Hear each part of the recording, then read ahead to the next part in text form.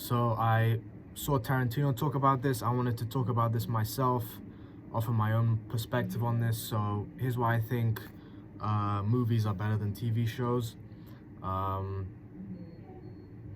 so yeah, first of all, imagine you're making a TV show, right? And you only want to do one season. But then the studio picks it up and it gets a second season. But you're not interested in making a second season.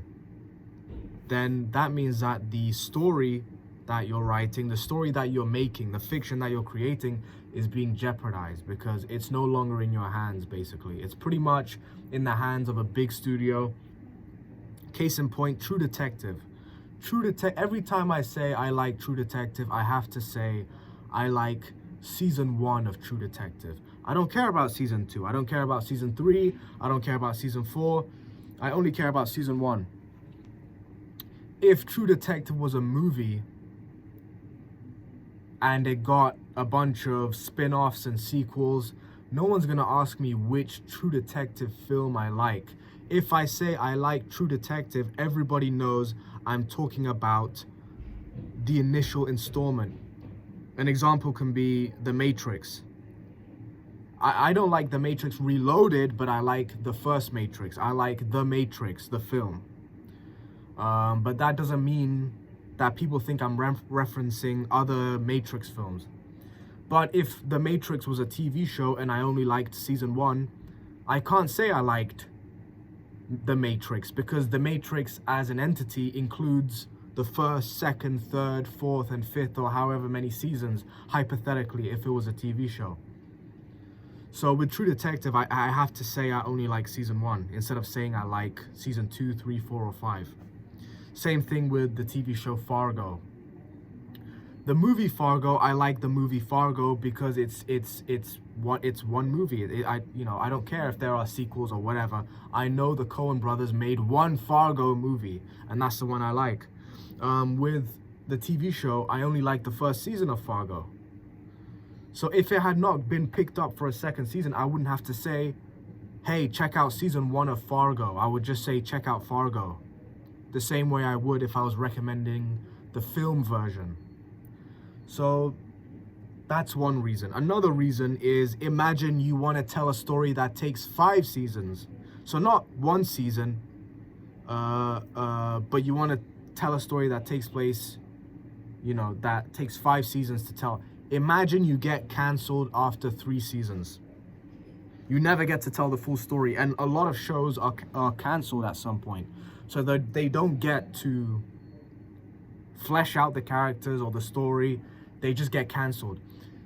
If your movie gets canceled halfway through production, then you're not leaving audiences on a cliffhanger because the movie doesn't come out.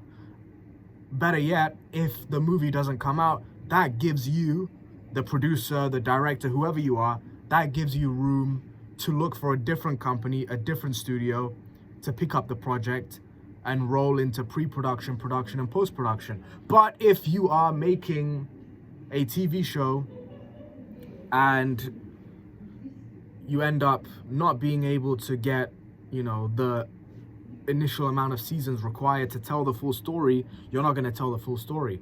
But in a movie, you only have 2 hours. So most of the time, if not all the time, a movie is made and then it's completed and then it's released. So that's another reason. Another reason is, when it comes to casting, if you have a TV show that takes place over the course of, let's say, 2 years, let's say the entire story, the entire plot takes place over the course of 2 years, okay? If there is a kid in the show that's like 6 years old or 7 years old, how many seasons is this show? If the show is like 5 seasons, that's gonna take years.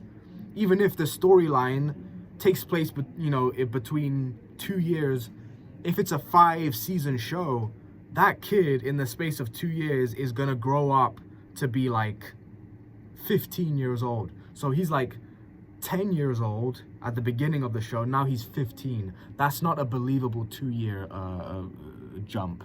You know what I mean? When it comes to like making a movie sequel, the writers and the directors can accommodate for the fact that the kid from the first film is probably gonna be way older in the second film, so they're gonna set the second film in a time jump that accommodates the age of the child. Another reason why movies are better is because sometimes in a TV show like My Wife and Kids, they recast, and in The Fresh Prince of Bel-Air, they recast different actors. So whoever's in season 1 might not be in season 2. You know what I mean? That being said, back to my previous point of it not being, you know, separate entities. A TV show is one entity. The same way a film is one entity. A film is one entity, meaning that if they recast for a second film, well, that's a different project. But a TV show is one project. So if they recast within the same project in another season, then it's just gonna weigh down on my mind the fact that I'm looking at an illusion. I'm not looking at storytelling. I'm looking at something fake. You know, I don't want to be reminded of that. I want to be submissive to the storytelling and you know, make sure that it's an immersive experience. So that's one reason. Another reason is a lot of TV shows have monster of the week formulas. So when you have a TV show like Suits, which I like, or a TV show about doctors like House, every week is a new, you know, illness or a new case file, and I just don't care about any of that. I don't care about monster of the week formulas. Oh, next week there's gonna be a new problem, and then the next week there's gonna be a new problem. As opposed to a movie which has one penultimate problem, one big problem that needs to be solved. Otherwise, you know, things are going to be lost. There are stakes. People are going to die, or people are going to lose money or something. If you're making a hospital movie, as opposed to making a hospital TV show, the stakes are going to be higher. The pacing is going to have to be better. There's not going to be dilly-dallying. There's not going to be waste of time and energy. There's going to have to be dedication to a single event, a single plot.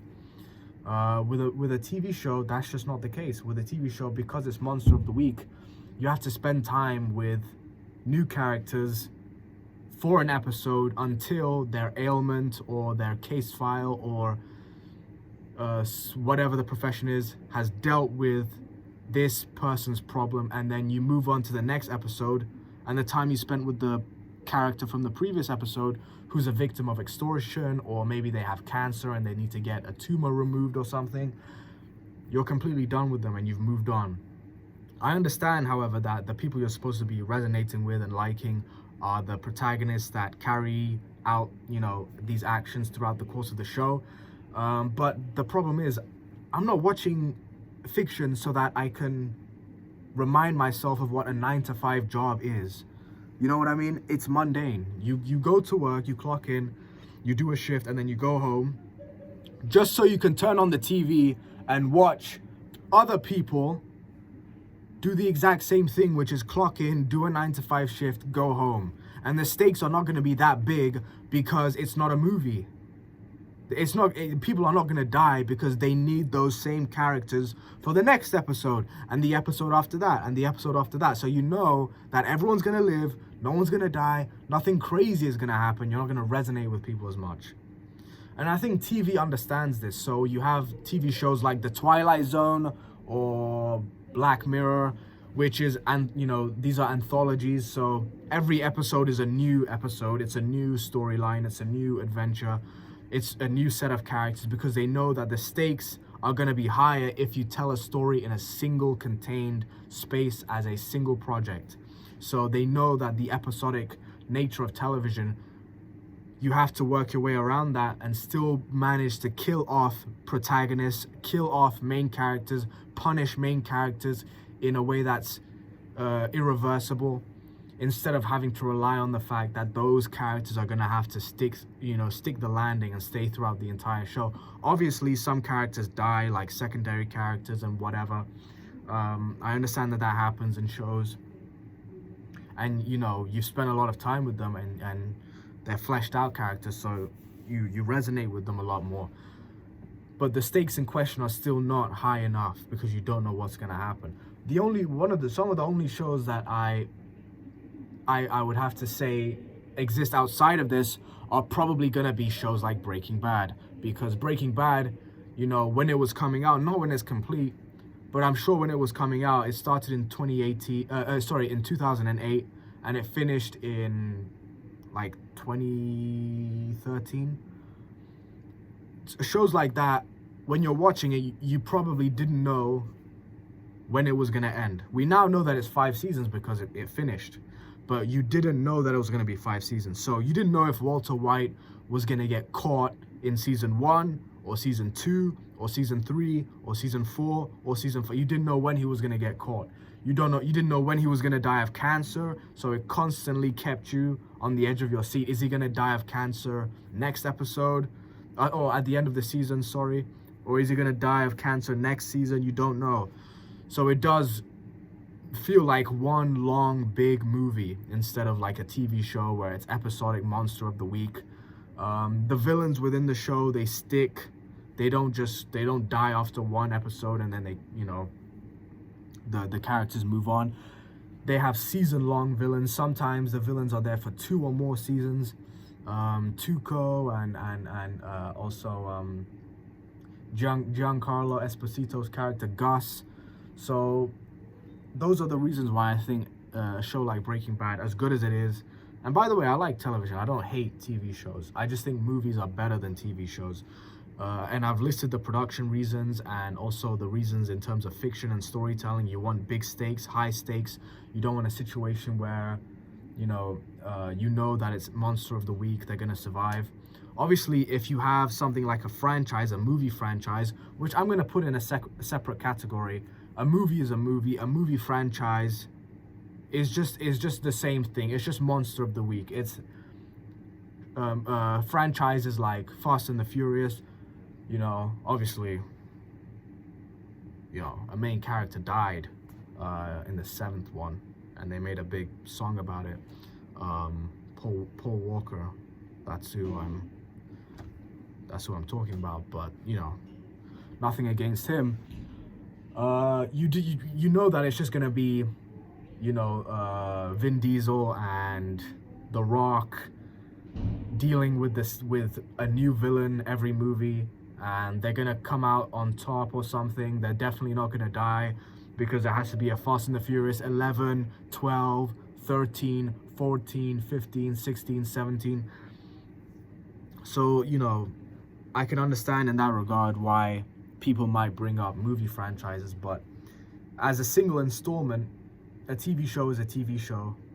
I don't see single installments as seasons. I see a TV show as a TV show. If you recommend a TV show, you are recommending a project. If you're recommending a movie, you're not recommending the franchise. You're just recommending the single movie.